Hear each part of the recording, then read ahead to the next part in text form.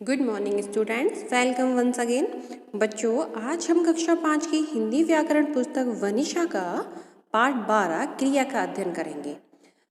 क्रिया का अर्थ होता है किसी काम को करना, अर्थात जो कार्य किया जाता है, यानी कि कर्ता जो कार्य करता है उसी को हम क्रिया कहते हैं। और कोई भी वाक्य क्रिया के बिना अपूर्ण है। जिस वाक्य में क्रिया नहीं होगी उस वाक्य का कोई मतलब नहीं होता, उसके बिना वह अधूरा है। तो बच्चों, अब इस पाठ को हम विस्तृत रूप से अध्ययन करते हैं। क्रिया का व्याकरण में विशेष स्थान है। इसके बिना वाक्य का अर्थ स्पष्ट नहीं हो पाता। क्रिया द्वारा कार्य के होने की जानकारी प्राप्त होती है हमें कि कौन सा कार्य किया जा रहा है। क्रिया के अभाव में वाक्य अपूर्ण रहता है। क्रिया के बिना किसी वाक्य की रचना नहीं की जा सकती। ठीक है बच्चों, यहाँ तक आपको समझ में आ गया। निम्नलिखित वाक्यों को ध्यानपूर्वक पढ़िए और समझिए। यश दौड़ता है। ठीक है, यश कार्य कर रहा है। कौन सा कार्य कर रहा है? दौड़ने का, अर्थात इस वाक्य में क्रिया है। शीशा टूट गया। ठीक है, टूटने का कार्य हुआ है, कोई घटना घटित हुई है। ठीक है, इसमें सुरभि बीमार है। ठीक है, तो बीमार है तो यहाँ पे भी काम तो कुछ हो ही रहा है, यानी कि किसी अवस्था का बोध हो रहा है हमें यहाँ पर। तो इन चीज़ों से हमें पता चल रहा है कि इन वाक्यों में क्रिया है। अब पढ़ेंगे हम क्रिया की परिभाषा। बच्चों, इस परिभाषा को आप याद करना है, आपको इस परिभाषा को। जिस शब्द से किसी कार्य, घटना या अस्तित्व का बोध हो उसे हम क्रिया कहते हैं। यहाँ तक आपको समझ में आया। अब हम आगे बढ़ते हैं। अब पढ़ेंगे अब धातु। जिस मूल शब्द से क्रिया बनती है उसे हम धातु कहते हैं। जैसे कोई शब्द है, जैसे लिखना। ठीक है, तो यहाँ पर जो धातु क्या होगी? लिख, और इसमें ना जुड़ेगा तो क्रिया बनेगी लिखना, लेकिन इसकी मूल धातु क्या है? लिख। ठीक है, इसी प्रकार बहुत सारे शब्द हैं। जिस मूल शब्द से क्रिया बनती है उसे हम धातु कहते हैं। जैसे पढ़, लिख, हंस, चल, गा, सो, देख, खेल, आ, जा, बैठ, सुन, रो आदि। ये क्या है? ये सारी मूल धातु हैं। यदि इन धातुओं में ना जोड़ दिया जाए तो क्रिया का साधारण रूप बन जाता है। जैसे पढ़ना, लिखना, हंसना, चलना, गाना, सोना, देखना, खेलना, आना, जाना, बैठना, सुनना, रोना आदि। तो बच्चों, समझ में आया कि मूल धातु में क्या जुड़ेगा? ना जुड़ेगा, तभी वह क्रिया शब्द बनेगा। अब है क्रिया के भेद की क्रिया के कितने प्रकार हैं। क्रिया के दो प्रकार होते हैं, एक होता है कर्म के आधार पर और एक होता है रचना के आधार पर। तो सबसे पहले हम पढ़ेंगे कर्म के आधार पर क्रिया। कर्म के आधार पर क्रिया दो प्रकार की होती है। साधारण में क्रिया के दो भेद होते हैं, एक होता है कर्म के आधार पर, एक होता है रचना के आधार पर। और कर्म के भी दो भेद होते हैं, एक होती है सकर्मक क्रिया और एक होती है अकर्मक क्रिया। तो सबसे पहले हम जो पढ़ेंगे उसको पढ़ेंगे सकर्मक क्रिया को। जिस क्रिया के साथ कर्म रहता है अथवा उसके रहने की संभावना रहती है उसे सकर्मक क्रिया कहते हैं। अर्थात ऐसा वाक्य जिसमें कर्म के साथ साथ क्रिया भी रहती है, क्रिया के साथ साथ कर्म भी रहता है, वहाँ पर सकर्मक क्रिया होती है।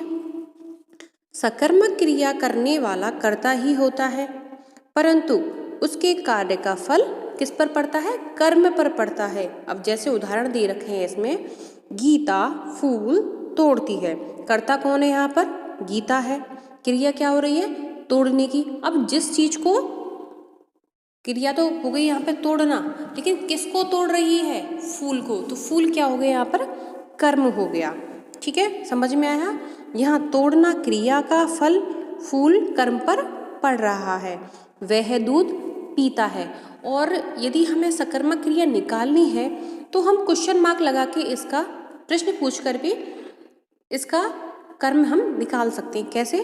गीता क्या तोड़ती है, तो ठीक है, गीता क्या तोड़ती है? गीता फूल तोड़ती है, तो फूल क्या हो गया? कर्म हो गया। इसी प्रकार वह दूध पीता है, तो वह क्या पीता है? यहाँ पर कर्म क्या होगा? वह दूध पीता है, तो दूध यहाँ पर कर्म हो गया और पीता है यहाँ पर क्रिया हो गई। और ये सारा काम कौन कर रहा है? कर्ता कर रहा है, और कर्ता कौन है यहाँ पर? वह है। उपर्युक्त वाक्यों की क्रियाओं का फल उनके कर्म पर पड़ रहा है, अतः ये क्रियाएं सकर्मक हैं। अब पढ़ेंगे हम अकर्मक क्रिया। जिन वाक्यों में कर्ता के साथ कर्म का प्रयोग नहीं किया जाता, उनमें प्रयुक्त होने वाली क्रियाएं अकर्मक क्रियाएं कहलाती हैं। ऐसे वाक्यों में क्रिया के व्यापार का फल कर्ता पर ही पड़ता है, जैसे कुत्ता भौंक रहा है, चिड़िया उड़ रही है, नीरज खेलता है।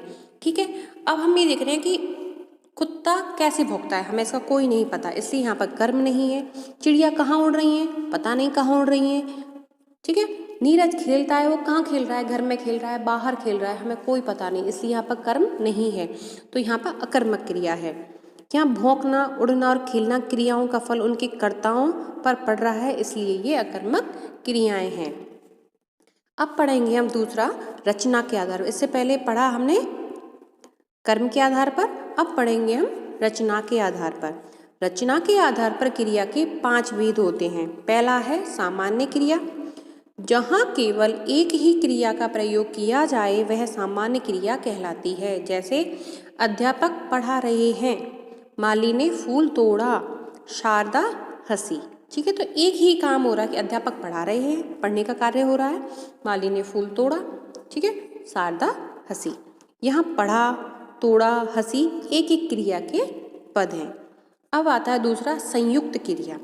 जब 2 या 2 से अधिक क्रियाएं मिलाकर प्रयोग की जाएं तो वह संयुक्त क्रिया कहलाती है।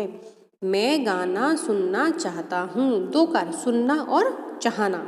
ठीक है, तो 2 क्रियाएं यहाँ पे। आसमान में सूरज निकल आया है, निकल और आया है, तो यहाँ पे भी 2 कार्य हो रहे हैं। इन वाक्यों में एक से अधिक, जैसे सुनना प्लस चाहता, निकल प्लस आया का प्रयोग हुआ है, ये कैसी क्रिया है? ये संयुक्त क्रिया के उदाहरण हैं। अब है तीसरी नाम धातु क्रिया। संज्ञा, सर्वनाम अथवा विशेषण आदि शब्दों से बने क्रियापद नाम धातु क्रिया कहलाते हैं। कौन से शब्द? संज्ञा, सर्वनाम अथवा विशेषण आदि शब्दों से बने क्रियापद नाम धातु क्रिया कहलाते हैं। जैसे हाथ से हथियाना, बात से बतियाना, रंग से रंगना, गर्म से गरमाना आदि। अब आपने पुस्तक में देखिए बच्चों, तो कुछ शब्द दे रखे हैं, उनसे नाम धातु क्रियाएं कौन कौन सी बनेंगी। जैसे नरम से बनेगा नरमाना, लात से लतियाना, थर थर से थरथराना, गांठ से गांठना, हिन हिन से हिन हिनाना, फटकार से फटकारना। तो ये थी हमारी नाम धातु क्रियाएं। अब है प्रेरणार्थक क्रिया। जिस क्रिया से यह पता चले कि कर्ता स्वयं कार्य को ना करके किसी अन्य को उस कार्य को करने की प्रेरणा दे, वह प्रेरणार्थक क्रिया कहलाती है। ठीक है, समझ में आया कि कर्ता यहाँ पर स्वयं कार्य नहीं करता है, वह उस कार्य को किसी दूसरे को करने के लिए बोलता है, वहाँ पर प्रेरणार्थक क्रिया होती है। जैसे महात्मा गांधी अपने शिष्यों से पाठ पढ़वाते थे, तो इस वाक्य में महात्मा गांधी स्वयं नहीं पढ़ते बल्कि शिष्यों को पढ़ने के लिए प्रेरित करते हैं, अतः पढ़वाना प्रेरणार्थक क्रिया है। अब बच्चों आप अपनी पुस्तक में देखोगे तो एक तरफ शब्द दे रखे हैं और उनसे जो प्रेरणार्थक क्रिया दे रखी है वह उनके सामने दे रखी है। जैसे पढ़ना से पढ़वाना, खींचना से खिंचवाना, मांगना से मंगवाना, काटना से कटवाना, करना से करवाना, चलना से चलवाना, कहना से कहलवाना, भेजना से भिजवाना, मिलना से मिलवाना और देना से दिलवाना। तो ये सारी क्रियाएं कैसी थी? प्रेरणार्थक क्रियाएं थी। अब पढ़ेंगे हम पूर्वकालिक क्रिया। मुख्य क्रिया से पहले आने वाली क्रिया पूर्वकालिक क्रिया कहलाती है। जैसे वह खाना खाकर सो गया। अब सोने से पहले उसने भी कार्य किया है। क्या खाया है उसने? खाना खाकर सोया है वो। जैसे नौकर ने बर्तन साफ करके झाड़ू लगाई, झाड़ू लगाई उससे पहले उनको क्या किया है? साफ किया है। तो ये यहाँ पर साफ करना और खाना क्या खाकर क्या होंगे? पूर्वकालिक क्रिया होगी। इन वाक्यों में मुख्य है सो गया, झाड़ू लगाई। इन क्रियाओं से पूर्व क्रमशः खाकर और साफ करके क्रियाओं का प्रयोग हुआ है, इसलिए ये क्या है? पूर्वकालिक क्रियाएं हैं।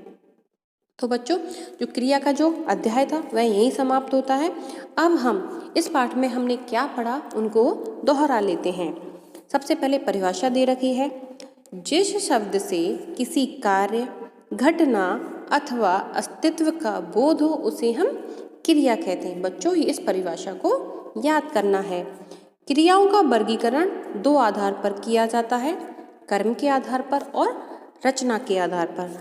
कर्म के आधार पर भी क्रिया दो प्रकार की होती है, सकर्मक क्रिया और अकर्मक क्रिया। और रचना के आधार पर क्रिया 5 प्रकार की होती है। कौन कौन सी होती है? सामान्य क्रिया, संयुक्त क्रिया, नाम धातु क्रिया, प्रेरणार्थक क्रिया और पूर्वकालिक क्रिया। तो बच्चों, मैं आपसे एक बात कहना चाहूँगी कि इस पाठ को एक बार और घर पे पुनः पढ़िएगा, जिससे क्या होगा कि आपको ये अच्छे से समझ में आ जाएगा। तो बच्चों, ये पाठ यही समाप्त होता है। धन्यवाद।